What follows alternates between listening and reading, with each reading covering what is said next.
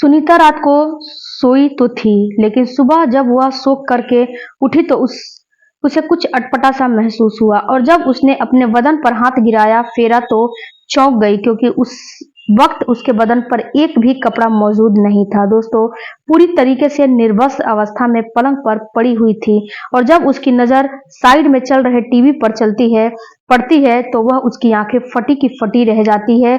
उसके पैरों तले जमीन खिसक जाते हैं।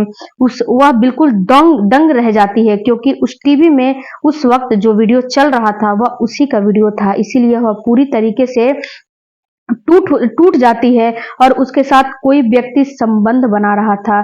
दोस्तों, और सभी रूम का दरवाजा खुलता है और एक व्यक्ति अंदर प्रवेश करता है और उस व्यक्ति को जब महिला दारोगा देखती है तो उसके आगे जो है बहुत उसकी आंखें फटी की फटी रह जाती है। दोस्तों, कौन था वह व्यक्ति और क्या हुआ था उस महिला दारोगा के साथ? एक दिल को दहला देने वाली और जो है शर्मसार करने वाली ये घटना है।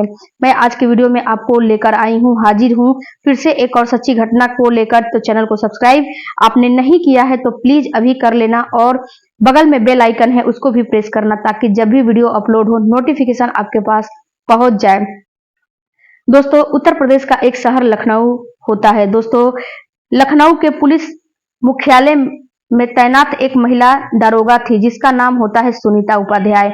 वहां पर 2 साल से वह दारोगा थी और उसको यहाँ पे परिवार में उसका एक पति था और एक बेटा था। 7 साल का पति जो है वह सरकारी नौकरी में पदस्थित ग्राम सेवक के पद पर था और उसकी नौकरी लखनऊ से 100 किलोमीटर दूर थी। इसीलिए वह अपने बेटे के साथ वहीं पर रहा करता था और महिला जो है सुनीता उपाध्याय जो दरोगा थी वह पुलिस मुख्यालय लखनऊ में ही रहा करती थी।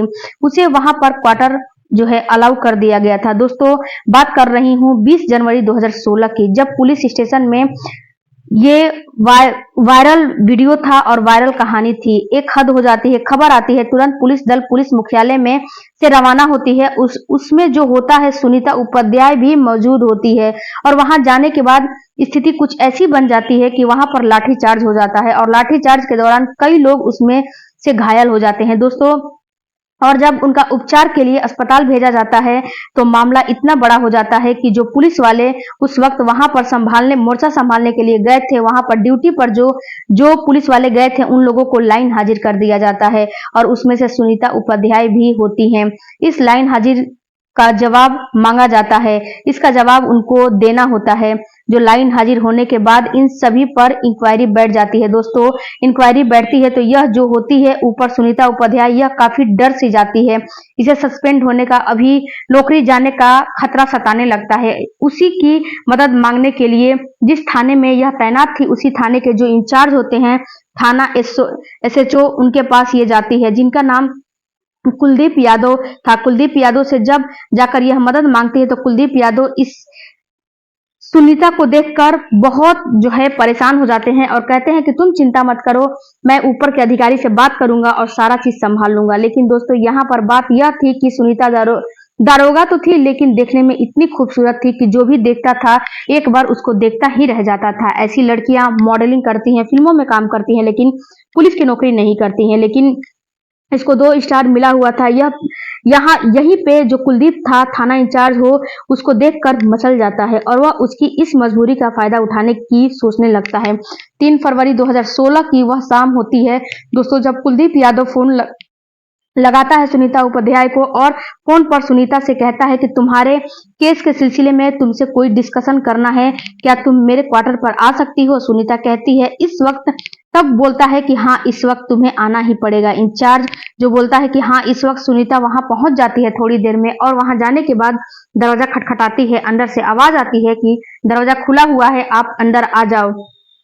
अंदर जो है सुनीता प्रवेश करती है। कुलदीप यादव ड्राइंग रूम में बैठा शराब पी रहा होता है। उसके सामने जो उसका टेबल था उस पे शराब की बोतल और 2 गिलास रखे हुए थे, कुछ चखना भी रखा था जिसका पैक ऑलरेडी भरा था। वह शराब पी रहा था। यह सब जो सुनीता होती है देख के थोड़ी सी सहज जाती है सुनीता, लेकिन कुलदीप जो होता है वह सुनीता से कहता है कि हैरान मत हो, मैं तुम्हें जरूरी काम से ही बुलाया हूँ। तुम्हारा मैं यहाँ पे सब इंस्पेक्टर नहीं हूँ, तुम्हारा बॉस नहीं हूँ। ऑफिस में, पुलिस स्टेशन में और सुनीता आकर के सोफे पे बैठ जाती है। मैं वहां पे तुम्हारा बॉस हुआ करता था, यहाँ पे मैं तुम्हारा फ्रेंड हूँ।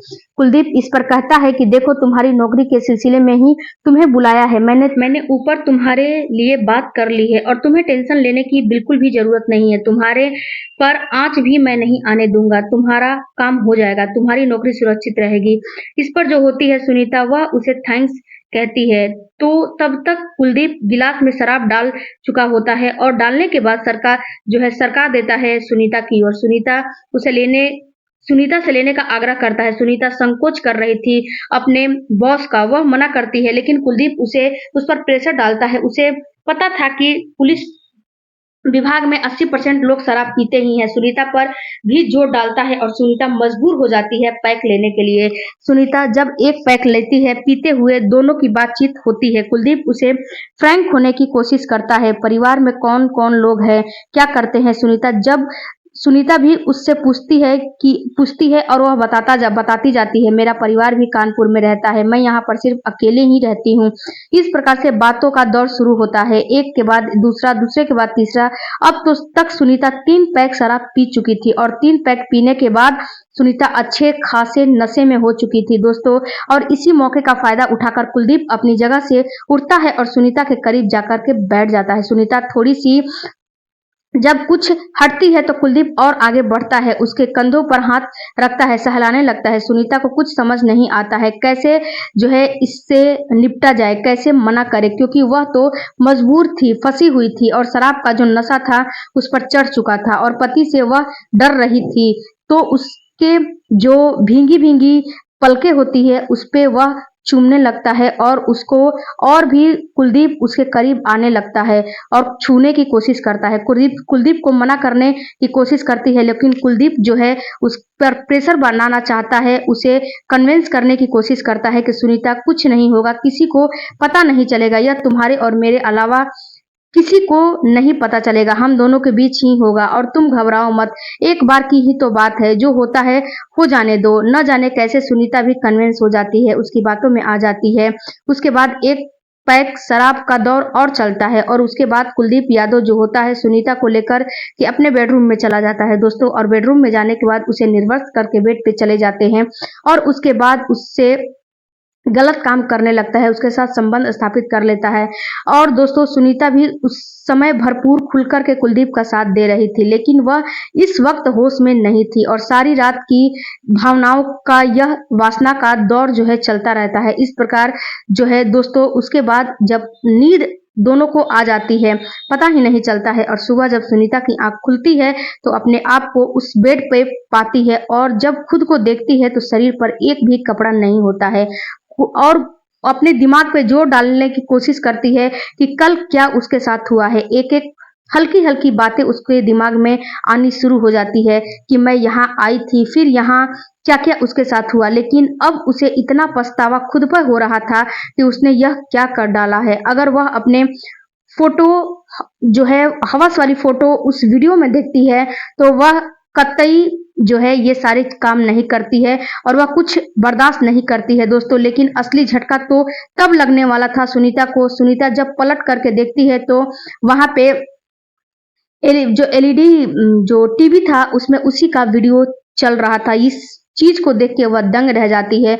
उस वीडियो में खुद सुनीता ही नजर आ रही थी और सुनीता उस वीडियो में यह देख सकती थी कि उसके साथ रात को क्या क्या हुआ था, क्योंकि उस कमरे में रात को जो कुछ भी हुआ था सुनीता खुद को उस वीडियो में निर्वस्त्र देख पा रही थी और यह भी देख पा रही थी कि उसके साथ उसी का जो बॉस कुलदीप यादव था, थानेदार था, क्या कर रहा है, उसे संबंध बना रहा था। पूरा लाइव वीडियो टेलीकास्ट था, उसने कैप्चर कर लिया था दोस्तों और इस वक्त वह टीवी पे चल रहा था। तभी दरवाजा खुलता है और कुलदीप अंदर आता है।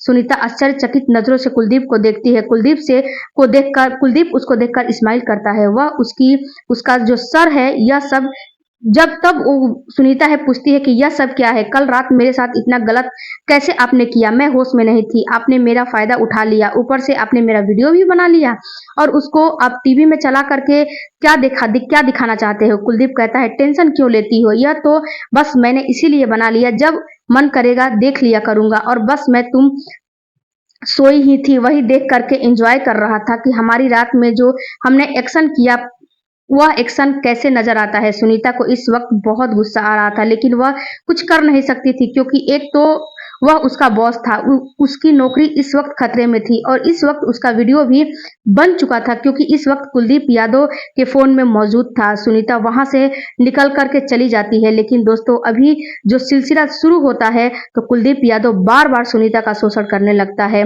न चाहते हुए भी सुनीता को मजबूरन आना पड़ता है और वह हर एक दो दिन की आड़ में जब मतलब कि वह जो कुलदीप यादव था उसे एक दो दिन पे अपने क्वार्टर पे बुलाया करता था, बुला करके और उसके साथ जमकर शोषण किया करता था, उसका आनंद प्राप्त कर रहा था। दोस्तों एक रात जब सुनीता कुलदीप की बाहों में होती है, कुलदीप यादव उसके साथ संबंध बना रहा होता है, तब वह सुनीता से कहता है कि सुनीता मैंने ऊपर के अधिकारी से तुम्हारे बारे में बात कर ली है, वह तुम्हारी फाइल क्लियर करने के लिए तो तैयार है लेकिन उन्हें एक शर्त रखी है और वह डिमांड अगर तुम पूरी कर देती हो तो तुम जो टेंशन ले रही हो, जो टेंशन से गुजर रही हो, जो टेंशन तुम्हें खाया जा रहा है तुम्हारी नौकरी का, उससे बिल्कुल वो खत्म हो जाएगा, सारा खत्म हो जाएगा। तब सुनीता कहती है कि सर कितने पैसे देने होंगे? तो कुलदीप हंसता है और कहता है अरे पगली पैसा तुम्हें क्या जरूरत है देने की? सुनीता तुम्हारे पास तो ऐसा अनमोल खजाना है कि लोग खुद तुम्हें पैसा देंगे इस काम के लिए। सुनीता कहती है सर मैं कुछ समझी नहीं। इस पर कुलदीप कहता है जो तुम मेरे साथ करती हो तुम्हें बॉस के साथ भी तुम्हें खुश करना है और यही काम करना है, उसके बाद तुम्हारा काम हो जाएगा। समझो सुनीता वहां से उठ करके काफी गुस्से में आ जाती है और कुलदीप भी गुस्सा हो जाता है और कहता है कुलदीप की ज्यादा नाटक मत कर, तू तेरे जैसियों को मैं सीधा करना मुझे बहुत अच्छे से आता है, तरीका मुझे आता है, प्यार से समझा रहा हूँ मान जा, इसमें तेरा ही फायदा है। चुपचाप कल शाम 8 बजे फलाने फलाने साहब के बंगले पर पहुंच जाना, अगर नहीं गई तो समझ लेना परसों तेरा सस्पेंड लेटर टेबल पर होगा। तभी इस जो सुनीता होती है इन लोगों के चंगुल में बिल्कुल दलदल में फंस चुकी होती है, खतरनाक तरीके से फंस चुकी होती है। सुनीता का बस यही सिलसिला अब शुरू हो गया था, कभी इस ऑफिसर के साथ रात बिताई तो कभी उस ऑफिसर के साथ रात बितानी पड़ती थी।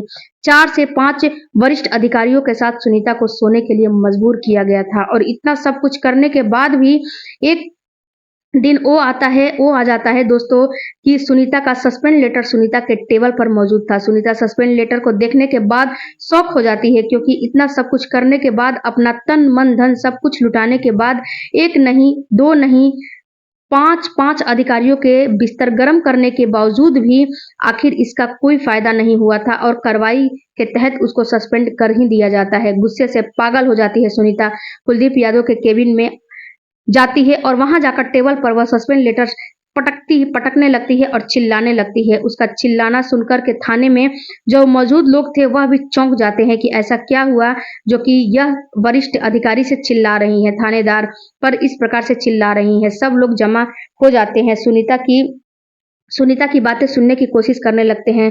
वह जोर जोर से चिल्ला करके कुलदीप से कह रही थी कि तुमने मेरा गलत इस्तेमाल किया है, तुमने मेरा फायदा उठाया है, तुमने मेरा शारीरिक शोषण किया है और वरिष्ठ अधिकारियों से भी करवाया है, उसके बाद भी मैं सस्पेंड हो गई हूँ। तुम्हारा कंप्लेंट मैं करूंगी डीआईजी साहब के पास जाकर, तुम्हारी और वरिष्ठ अधिकारियों के सबकी कंप्लेंट मैं करूंगी। तुमने मेरे साथ क्या क्या किया है और मेरा शोषण कैसे किया है। कुलदीप यादव कहता है कि मेरे पास सबूत है, तू सोच ले अगर तूने ऐसा कुछ किया तो तेरे साथ क्या क्या हो सकता है।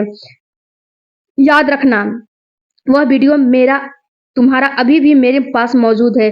सुनीता पैर पटकती है, उसे देख लेने की धमकी देती है, वहां से निकल जाती है। दोस्तों अब थाने के में सभी लोग यह सब कुछ अंदर का नजारा देखकर जो है शॉक हो जाते हैं और वह जान समझ जाते हैं कि थानेदार साहब और सुनीता के बीच कुछ ना कुछ लफड़ा तो चल रहा है, गड़बड़ है। बातों ही बातों में लड़ाई होने लगती है। झगड़े से समझ आ गया था दोस्तों। सुनीता सस्पेंड होने के बाद वहां से अपने पति के गांव चली जाती है दोस्तों और सुनीता के जाने के 2 दिन के बाद कुलदीप यादव भी अपने गांव पे छुट्टी एक हफ्ते की लेकर चला जाता है। सुनीता को गए अभी 5 दिन ही हुए थे कि एक व्यक्ति आकर के पूछता है थाने में और वहां पर आकर सुनीता के बारे में जानकारी जुटाने की कोशिश करता है। तब वहां पर बैठे एक सिपाही के पास जाता है और पूछता है कि मैं सुनीता जी से मिलना चाहता हूँ, सुनीता उपाध्याय से, उनका क्वार्टर कौन सा है और वह इस वक्त ड्यूटी पर कहाँ पर हैं? तो सिपाही जो होता है आश्चर्यचकित हो जाता है, उसकी उसकी ओर देखता है, उससे पूछता है कि आप कौन हैं भाई साहब? तब वह कहता है कि मैं उनका पति अजय हूँ, मैं अजय उपाध्याय हूँ और सुनीता से 4 दिन से मेरी बात नहीं हो रही है, उनका फ़ोन भी स्विच ऑफ आ रहा है, इसीलिए मजबूरी में मुझे यहाँ आना पड़ा। उसका पता करने के लिए। इस पर सिपाही चौंक जाता है और वह उसे कहता है कि देखिए भाई साहब, ऐसा है कि सुनीता मैडम तो सस्पेंड हो चुकी हैं पिछले हफ्ते ही, और सुनीता मैडम को सस्पेंड हुए तो 5 दिन बीत चुके हैं और 4 दिन पहले ही वह यहाँ से यह कहकर गई थी कि अब आपके पास मैं अपने पति के घर जा रही हूँ, लेकिन उसका जो पति होता है कहता है मेरे पास तो आई नहीं है, उसका फ़ोन भी बंद दिखा रहा है। मामला चौंका देने वाला था दोस्तों। अब चिंता की बात यह थी कि अगर सुनीता अजय के पास नहीं गई थी, तो सुनीता आखिर गई तो गई कहाँ? कुलदीप यादव इस वक़्त छुट्टी पर था और दूसरा जो इंचार्ज जो इस वक़्त जो कार्यभार सँभाल रहा था, आकर के अजय उपाध्याय उनसे मिलता है और मिलकर के अपनी सारी बात बताता है। वह जो इंचार्ज होता है, जिनका नाम होता है सुरेंद्र कुलकर्णी, सुरेंद्र कुलकर्णी अजय से कहते हैं कि आप एक फिर से तुरंत लास्ट में जो कॉल हुआ था उस पे पता करिए कि मामला क्या है। फिर दर्ज जो है एफआईआर दर्ज होता है दोस्तों, और पुलिस का फोन जो है सर्विलांस में डाला जाता है और सर्विलांस पर डालने के बाद सुनीता का जो लॉस्ट लोकेशन दिखा रहा था वह कानपुर देहात का दिखा रहा था दोस्तों। और वहां पर एक लोकेशन पर पहुंचने के बाद सुनीता का फोन बंद हो गया था, लेकिन वहां पर पुलिस को कुछ भी नहीं मिलता है। पुलिस वहां से लौट आती है वापस लखनऊ। 2 दिन के बाद एक सरोवर से पुलिस को एक महिला की बॉडी प्राप्त होती है दोस्तों, और उस बॉडी के जो शिनाख्त के लिए जब अजय को बुलाया जाता है तो अजय उसको पहचान लेता है और वह सुनीता उपाध्याय ही थी दोस्तों। यह सुनीता उपाध्याय की ही मृत्यु हो चुकी थी। अब सवाल यह था कि पुलिस के सामने कि सुनीता यहाँ पहुंची कैसे? सुनीता का लास्ट लोकेशन कानपुर देहात दिखा रहा था और कानपुर देहात से लगभग 50 से 60 किलोमीटर दूरी है जहां पर उसकी डेड बॉडी मिली थी। पुलिस आगे बढ़ती है और सुनीता उपाध्याय के कॉल डिटेल निकाले जाते हैं और कॉल डिटेल उसकी जब निकाली जाती है तो उसके फोन पर लास्ट कॉल एक पीसीओ से आया था और उस पीसीओ की जब जो है लोकेशन की जाती है तो वहां पर कानपुर देहात का ही दिखाता है। कानपुर देहात पर पुलिस जाकर के पहुंचती है तो उस पीसीओ के ऊपर से आने जाने वाले लोग होते हैं, उनके बहुत सारे लोग थे, बहुत सारे कॉल आते जाते थे दोस्तों। वहां से पुलिस को व्यक्ति का सुराग तो नहीं मिलता है। कैसे गई, उसने आत्महत्या करी है कि क्या करी है, कोई पता नहीं चलता है, क्योंकि पुलिस इस केस को आत्महत्या की एंगल से देख रही थी दोस्तों। लेकिन जब बार बार अजय थाने आता है इस बारे में, इस कार्रवाई के बारे में जानने के लिए, पूछने के लिए, तो वहां पर एक महिला सिपाही होती है और वह महिला सिपाही अजय से कहती है कि मुझे आपसे कुछ अर्जेंट बात करनी है, आप जरा बाहर आइए। और बाहर जो है लेकर जाती है। जाने के बाद अजय से कहती है कि देखिए, जो मैं अभी आपको बताने वाली हूँ, मुझे मेरी बात को जरा ध्यान से सुनिएगा, लेकिन आपसे बस एक रिक्वेस्ट है कि मेरा नाम कहीं बीच में नहीं आना चाहिए, क्योंकि मुझे तो यही नौकरी करनी है। हो सकता है मेरी जानकारी से आपको कोई हेल्प मिल सके। उसे आश्वासन देता है अजय कि आपका नाम बीच में नहीं आएगा। तब वह महिला उससे कहती है कि देखिए, मुझे शक है कि सुनीता ने आत्महत्या नहीं की है, सुनीता का मर्डर हुआ है। वह कहती है कि आप क्या कह रही हैं? वह सारा वाकया कैसे जो है बताती है जो उस दिन पुलिस स्टेशन में घटित हुआ था दोस्तों। जब वह कुलदीप यादव के चेंबर में गई थी और वहां जब दोनों की बहस हुई थी और लड़ाई हुई थी और सारी बात अजय को सुनाती है और बताती है। वह भी सोच रहा था कि जरूर कुछ ना कुछ सुनीता के साथ गलत हुआ है और जो भी कुछ हुआ है इसमें कुलदीप यादव का ही हाथ है। जो होता है कुलदीप यादव के विरुद्ध में फिर से एफआईआर लिखवाता है थाने में कि उसकी पत्नी की हत्या हुई है और उस हत्या के पीछे कुलदीप यादव है। लेकिन कुलदीप यादव एक थानेदार था, उसका बहुत वहां पे रोप था, उसके ऊपर तक पकड़ थी, पुलिस उसके खिलाफ एफआईआर लिखने में आनाकानी कर रही थी। और जब जो है काम नहीं बनता देख अजय जो होता है वह भी एक सरकारी कर्मचारी था दोस्तों। जब कानून पर वह कानून तौर तरीके जानता था, वह मीडिया में जाता है दोस्तों। मीडिया में जब वह मामला जाता है, वरिष्ठ अधिकारी जो होते हैं तुरंत एफआईआर दर्ज कराने का आदेश देते हैं और छानबीन शुरू हो जाती है। छानबीन जब शुरू होती है तो उसके आसपास की सीसीटीवी फुटेज की जो है छानबीन होती है। जो पीसीओ पे जो लास्ट कॉल दिखाई दे रहा था सुनीता को, और जब एक घर से बाहर की एक सीसीटीवी फुटेज कैमरा लगा हुआ था, उसकी सीसीटीवी फुटेज जब निकाल करके सामने आती है तो जो नए थानेदार कुलकर्णी साहब होते हैं वो शॉक हो जाते हैं। दोस्तों अभी कुलदीप यादव साफ साफ नजर आ रहा था उस फुटेज में, उस पीसीओ में जाता है, जाकर के फोन करने के दौरान, और जब टाइम मैच किया जाता है दोनों का तो यही वह समय था। इस समय जो है कैमरे में टाइम वही दिखा रहा था जिस समय सुनीता के फोन पर लास्ट कॉल आया था। दोनों का टाइमिंग मैच हो रहा था। पुलिस की पूरी की पूरी कुलदीप यादव पर सुई घूम जाती है। कुलदीप यादव इस वक्त छुट्टी पर अपने गांव में था। पुलिस का एक दल तुरंत रवाना होता है। कुलदीप यादव को अरेस्ट करके थाने लाया जाता है दोस्तों, और थाने में लाने के बाद कुलदीप यादव से जब पूछताछ की जाती है, उसे आरोपी बनाया जाता है। पहले तो पुलिस को बहुत वो गुमराह करता है, सब कुछ जो है बताता नहीं है, लेकिन पुलिस के आगे वह भी नहीं टिक पाता है और टूट जाता है कि सुनीता के जाने के बाद 2 दिन के बाद कुलदीप यादव को फोन किया था सुनीता ने, और फोन करके उसने यह बताया था कि मैं प्रेग्नेंट हूं और तुम्हारे बच्चे की मां बनने वाली हूं। अब सोच लो कि यह अगर नौकरी मुझे नहीं मिली तो वापस तो मैं तुम्हें इतने बुरे तरीके से फंसाऊंगी और तुम्हारे साथ उन चारों अधिकारियों को भी मैं लपेटे में लूंगी और तुम जिंदगी भर के लिए जेल की सलाखों के पीछे चक्की पीसते रह जाओगे। यह बात सुनकर के कुलदीप यादव जो होता है वह परेशान हो जाता है दोस्तों, तुरंत अपना जो है गियर चेंज करता है और सुनीता से प्यार से बात करने लगता है और कहता है, सुनीता जो कुछ भी हुआ उसे भूल जाओ, मैं सब कुछ ठीक कर दूंगा। अगर तुम चाहती हो कि मैं तुमसे शादी कर लूं तो मैं तैयार हूं मिलने की कोशिश। तब वह सुनीता कहती है कि तुम मुझसे मिलने की कोशिश मत करो, सब कुछ मुझे बहकावे में मत करो, मुझे नौकरी वापस चाहिए, बाकी मुझे तुमसे कोई वास्ता नहीं है। और अगले ही दिन कुलदीप यादव फिर से सुनीता को फोन करता है। फोन करने के बाद कानपुर देहात उस इलाके में सुनीता को बुलाता है और कहता है कि हमें यहीं से एक जगह पे चलना है और वहां पर ही सारी काम की सेटिंग होगी और वहां पर कुछ रुपए भी देने हैं, और रुपए की तुम टेंशन मत लो, मैं दे दूंगा। वहां तुम्हारे सिग्नेचर की आवश्यकता होगी, तुम्हारी फोटो की आवश्यकता होगी। और सुनीता उसकी बातों में आ जाती है दोस्तों, और बातों में आने के बाद सुनीता वहां से चली आती है और उस जगह पे पहुंच जाती है। वह पहुंचने के बाद कुलदीप यादव जो है वह इतना शातिर होता है कि लास्ट कॉल जो है मेरे फोन से ना दिखे, सुनीता के फोन पर फोन करता है, पीसीओ से फोन करता है और बताता है कि मेरे मोबाइल की बैटरी जो है खत्म हो चुकी है, मेरा फोन ऑफ हो चुका है, इसलिए मैं किसी पीसीओ से तुम्हें फोन कर रहा हूं। और उसके बाद वह वहां उसको लेकर पहुंच जाता है, वहां से पिक करता है सुनीता को लेकर कानपुर देहात से एक सुनसान सरोवर के किनारे पर वह लोग जाने लगते हैं। उस वक्त दोनों में बहुत तगड़ी बहस हो जाती है गाड़ी में। वह जो सुनीता होती है, सुनीता को कार में ही उसका गला दबा के मारने लगता है। इस सरोवर में सुनीता को मारकर फेंक देता है और फेंक के लौट आता है। कुलदीप यादव के खिलाफ आईपीसी की धारा 376 और 302 के तहत केस दर्ज किया जाता है दोस्तों।